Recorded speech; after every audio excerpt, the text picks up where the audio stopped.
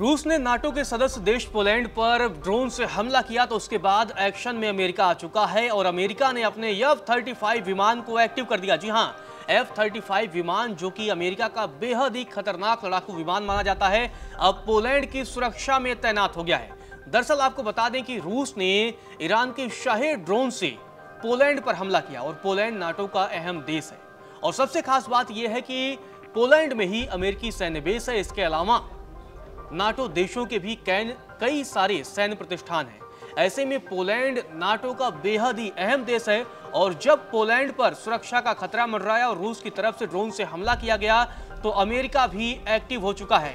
इससे पहले आपको बता दें कि अमेरिका की तरफ से बयान सामने आया था कि अब पुतिन को अपना किए का अंजाम भुगतना होगा और दुनिया के कई सारे देश मिलकर अब पुतिन को सबक सिखाएंगे। तो दूसरी तरफ अब जब पोलैंड पर यह हमला हुआ है, पोलैंड ने हालांकि ड्रोन्स को जो भी ड्रोन्स रूस की तरफ से हमला किए गए थे उन्हें मार गिरा दिया है, लेकिन दूसरी तरफ अब अमेरिका ने भी अपने F-35 फाइटर जेट को एक्टिव कर दिया है। दरअसल आपको बता दें कि नाटो का अहम सदस्य देश है पोलैंड और नाटो के अन्य देशों के फाइटर जेट के साथ ही अमेरिका का बेहद ही खतरनाक और सबसे आक्रमणकारी माने जाने वाला F-35 विमान भी एक्टिव हो चुका है। आपको बता दें कि पोलैंड में अमेरिका और नाटो देशों के सैन्य बेस भी हैं, तो ये बेहद ही अहम देश हो जाता है। और अब जब पोलैंड पर यह हमला रूस की तरफ से ईरान के शाहिद मिसाइल की तरफ से किया गया है तो अमेरिका भी एक्शन में आ चुका है।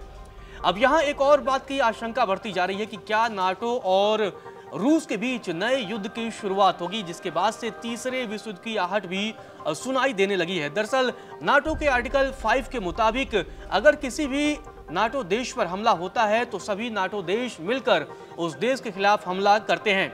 आपको बता दें कि नाटो के सहयोगी देशों ने अब विमान अपने तैनात कर दिए हैं, जितने भी फाइटर जेट हैं उन्हें एक्टिव कर दिए हैं और पोलैंड की सुरक्षा में तैनात कर दिए हैं। और यह ऐसा पहली बार हुआ है। रूस और यूक्रेन युद्ध के बाद लगभग 3.5 सालों से यह युद्ध जारी है और इसके बाद यह पहली बार हुआ है जब कोई भी नाटो देश रूसी एसेट के साथ सीधे तौर पर उलझा हो। आपको बता दें कि रूस ने ड्रोन से यह हमला किया था, उसके बाद से अब पोलैंड भी एक्शन में है तो अमेरिका भी एक्शन में है। अमेरिका की तरफ से अब सीधे F-35 को एक्टिव कर दिया गया है। इसी बीच आपको बता दें कि जो सबसे अहम और बड़ी खबर यह है कि पोलैंड के प्रधानमंत्री डोनाल्ड टस्क ने सोशल मीडिया पर बड़ा बयान दिया है। उन्होंने सीधे तौर पर कहा है कि घटना की जानकारी नाटो महासचिव को दी गई है। जी हां, सीधे तौर पर यह बड़ा बयान सामने आ रहा है पोलैंड के प्रधानमंत्री डोनाल्ड टस्क की तरफ से। उन्होंने कहा है कि इस घटना की पूरी जानकारी नाटो के महासचिव को दे दी गई है। आपको बता दें कि डोनाल्ड टस्क ने कहा कि मैंने नाटो महासचिव को वर्तमान स्थिति और हवाई हमले क्षेत्र का उल्लंघन करने वाली वस्तुओं के संबंध में हमारे द्वारा की गई कार्रवाई के बारे में सूचित किया है और हम लगातार संपर्क में हैं। तो मतलब अब नाटो भी पूरी तरीके से एक्टिव हो चुका है और नाटो महासचिव को पोलैंड के प्रधानमंत्री की तरफ से जानकारी दे दी गई है। तो दूसरी तरफ से पोलैंड के प्रधानमंत्री और राष्ट्रपति लगातार अब हाई लेवल की बैठक भी कर रहे हैं और घटना का जायजा भी ले रहे हैं। आपको बता दें कि पोलैंड में सबसे खास बात जो यह है कि नाटो के अभियान की अगुवाई अमेरिकी सेना कर रही है। तो मतलब अब अगर रूस की तरफ से कोई भी पलटवार किया जाता है तो अमेरिकी सेना सीधे तौर पर रूस को जवाब देगी और इसके बाद से नए युद्ध की आशंका और तेजी से बढ़ गई है। आपको बता दें कि सीधे तौर पर जब यह जानकारी अब पोलैंड की तरफ से नाटो महासचिव को दी जा रही है तो दूसरी तरफ पोलैंड के प्रधानमंत्री की तरफ से बड़ा ऐलान भी किया जा रहा है। डोनाल्ड टस्क ने यह घोषणा की है कि बेलारूस के साथ सभी बॉर्डर क्रॉसिंग बंद की जाएगी, जिसमें आपको बता दें कि रेल मार्ग भी शामिल है। पोलैंड का दरअसल मानना है कि रूस और बेलारूस की ओर से जेपेड 2025 नाम की बेहद आक्रामक मिलिट्री एक्सरसाइज की वजह से यह हालात पैदा हुए हैं, क्योंकि उनका यह कहना है कि रूस और बेलारूस की ओर से मिलिट्री अभ्यास किए गए हैं और उसके बाद से ये हालात पैदा हुए हैं। तो इसी वजह से अब बेलारूस के साथ बॉर्डर क्रॉसिंग को भी बंद करने का ऐलान पोलैंड की तरफ से किया गया है।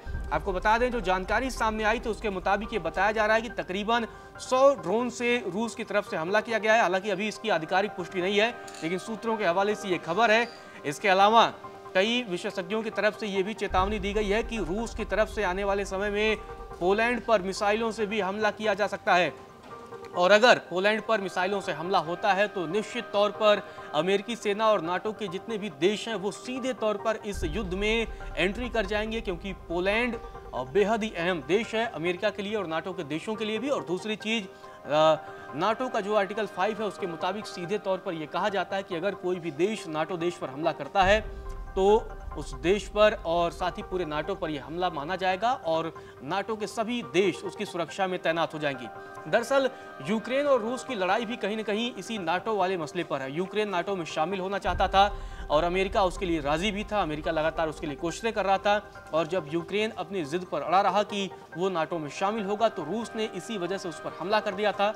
और अब रूस और यूक्रेन युद्ध के बाद ये पहली बार है जब कोई भी नाटो देश इस युद्ध में सीधे तौर पर कहीं न कहीं शामिल होता दिखाई दे रहा है। लेकिन सबसे बड़ी बात यह है कि नाटो के सभी देशों ने अपने लड़ाकू विमानों को एक्टिव कर दिया। उसमें अमेरिकी सेना अगुवाई कर रही है और अमेरिका का F-35 विमान भी एक्टिव हो गया है और लगातार पोलैंड की सुरक्षा में तैनात हो चुका है। अब देखना दिलचस्प होगा कि क्या रूस की तरफ से फिर से कोई कार्रवाई की जाती है और अगर कार्रवाई की जाती है तो फिर अमेरिकी सेना और नाटो के सदस्य देश कैसा जवाब देते हैं। इस पूरे खबर पर हमारी नजर बनी रहेगी।